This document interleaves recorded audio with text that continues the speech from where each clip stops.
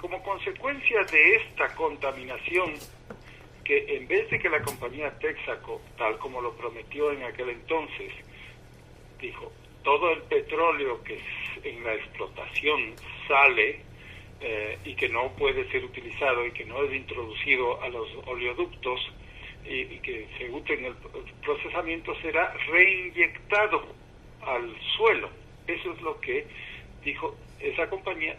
Tenía la tecnología para hacerlo, y es la razón por la que el Ecuador hizo la explotación con Texaco. Pero en la realidad, en lugar de eso, que significaba un costo de energía, de bombeo, etcétera, etcétera, lo dejó regado en alrededor de 1,000 diferentes pequeños reservorios, en los cuales en el fondo de este reservorio está este material bituminoso, y conscientes de que la población de alrededor de esos pozos estaba preocupada por esa contaminación petrolera que ya era visible, tuvieron la falla grave, ética en este caso, de decirle a los pobladores: no se preocupen, porque más bien las aguas van a serles favorables, porque son como generador, tienen más energía y tienen más contenido de vitaminas.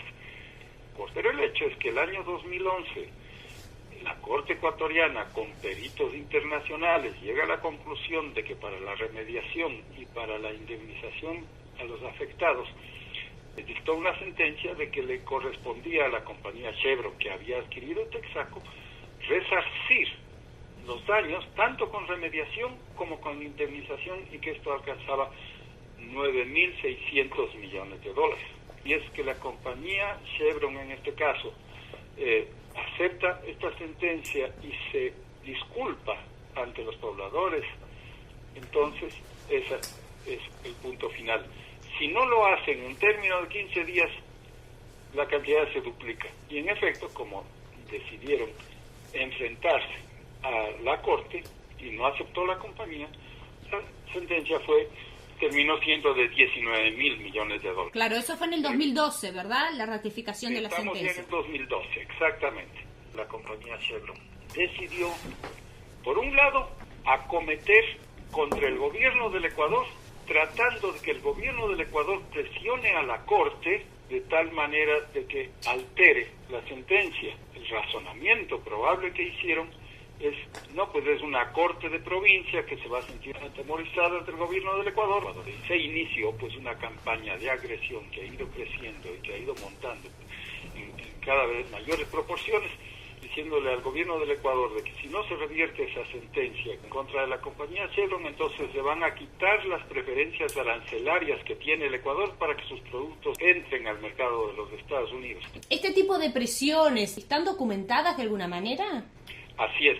En todo momento las compañías que hacen el lobbying para la compañía Chevron en los Estados Unidos han ido haciendo consistentemente campañas con los representantes en el Congreso y con los senadores y con el gobierno, con la rama ejecutiva del gobierno de los Estados Unidos. Las compañías han estado haciendo presión para que se quiten y se eliminen las ventajas arancelarias y se imponga sanciones al Ecuador por el hecho de que el Ecuador ha permitido que haya una sentencia desfavorable a ellos. En todo momento el gobierno del Ecuador ha estado repitiendo es que el Ejecutivo no tiene capacidad de incidir sobre el Poder Judicial, que son dos cosas distintas, y que hay independencia de poderes.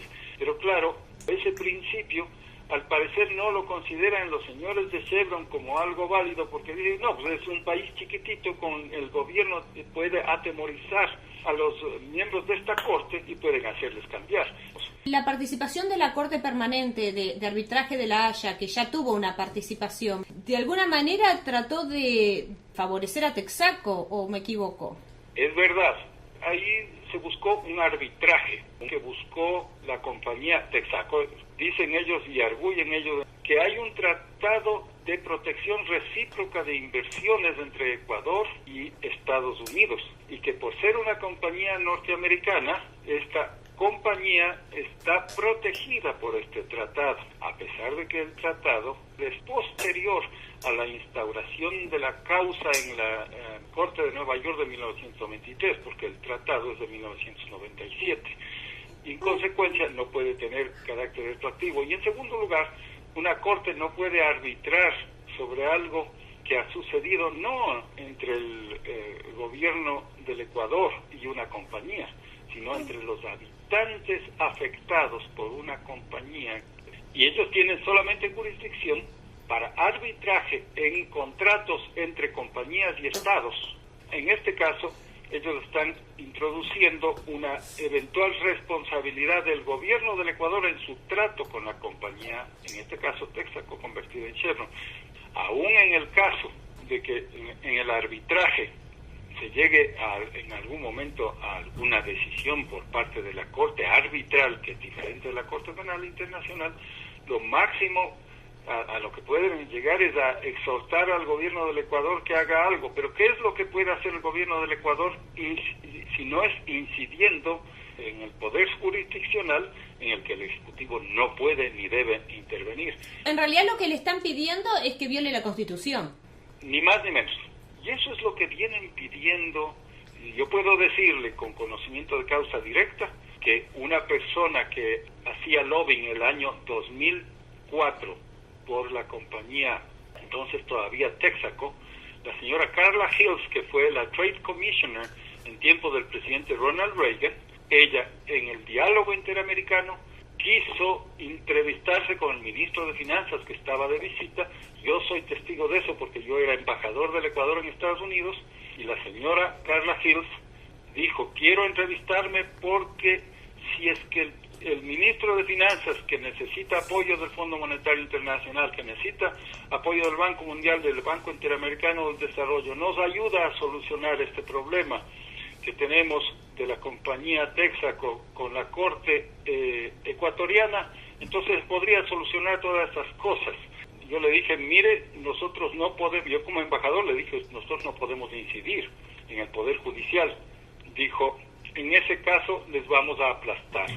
Y el ministro de Finanzas, el ministro Pozo, me dijo: no, en manera alguna, no voy a recibir ninguna presión de ningún tipo de nadie en una cosa que nosotros no podemos hacer. Pero fíjese usted que han persistido, y con el enorme poderío que tiene la compañía Chevron, ellos se pasan por encima de consideraciones constitucionales como la que usted está haciendo ahora.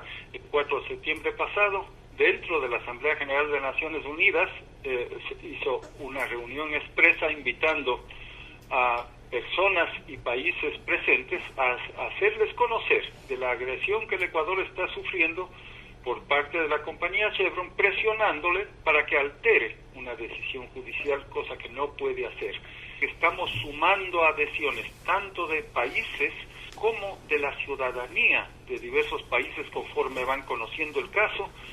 Ahora, si se llega a tener apoyo en el marco de las Naciones Unidas, ¿eso podría dar lugar a qué tipo de presión o de condena internacional? ¿Qué tipo de figura legal?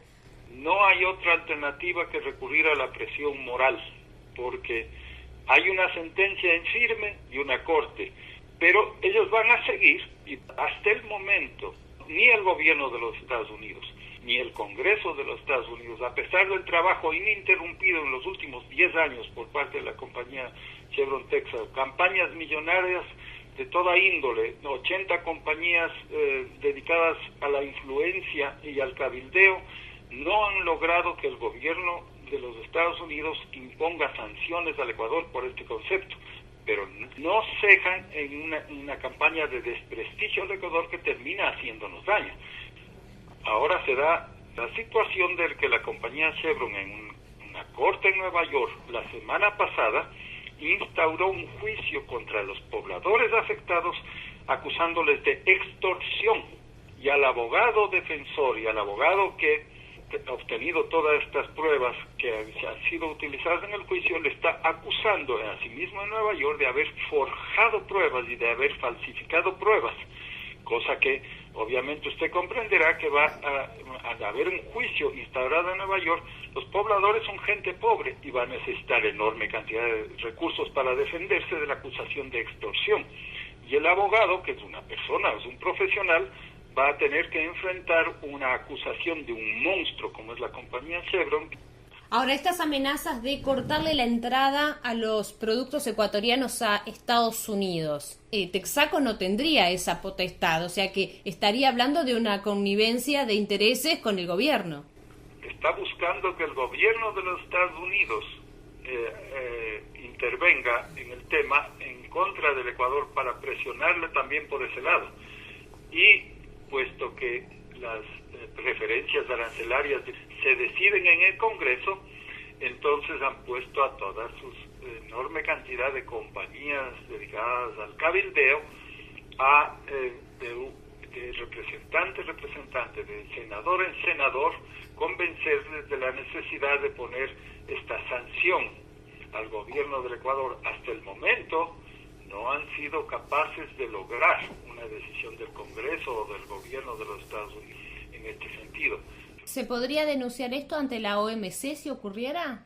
Sin lugar a dudas, se podría denunciar una afectación al comercio legítimamente establecido bajo reglas de las dos naciones por presión de una compañía.